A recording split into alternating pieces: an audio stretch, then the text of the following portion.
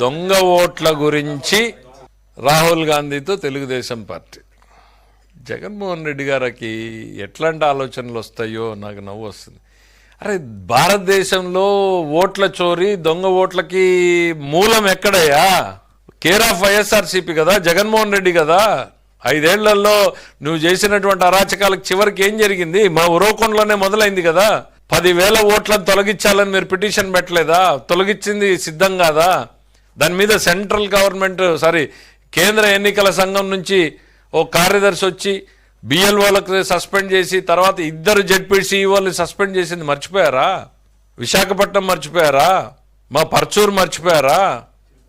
తిరుపతి మర్చిపోయారా? దొంగ ఓట్లకి, ఓట్ల చోరీకి, ఓట్ల తొలగింపుకి పునాదులు మీరే. ఇంక రాహుల్ గాంధీ ఏం మాట్లాడతాడు పాపం? ఆయన లేని సబ్జెక్టు, ఆ సబ్జెక్టుకి కర్త కర్మ క్రియ మీరే. ఈ సంవత్సరంలో ఒక ఓటు పెరిగిందో ఒక ఓటు తగ్గిందో మేమైతే చూసుకునే పరిస్థితిలో లేం.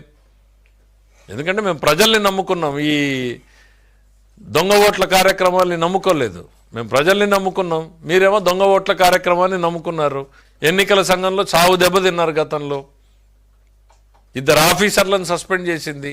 ఈ రోజు వరకు కూడా వాళ్ళకి పోస్టింగ్లు లేవు. మేమే అయ్యా కనికరించండి, ఇంకేదో తప్పులు చేశారు, అయిపోయింది, బుద్ధి వచ్చి ఉంటుందిలే, 2 ఏళ్ళు 3 ఏళ్ళు అయిందని చెప్పాల్సిన పరిస్థితికి మేమే వచ్చాం.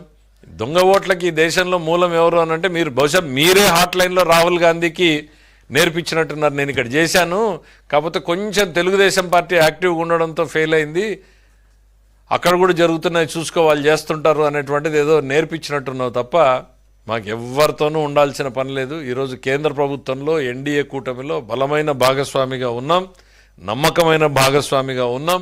ఈ రాష్ట్ర అభివృద్ధి కోసం ఎన్డీఏ కూడా బ్రహ్మాండమైనటువంటి సపోర్ట్ చేస్తూ ఉంది. కాంగ్రెస్ వ్యతిరేక పునాదుల మీద వచ్చినటువంటి పార్టీ మాది.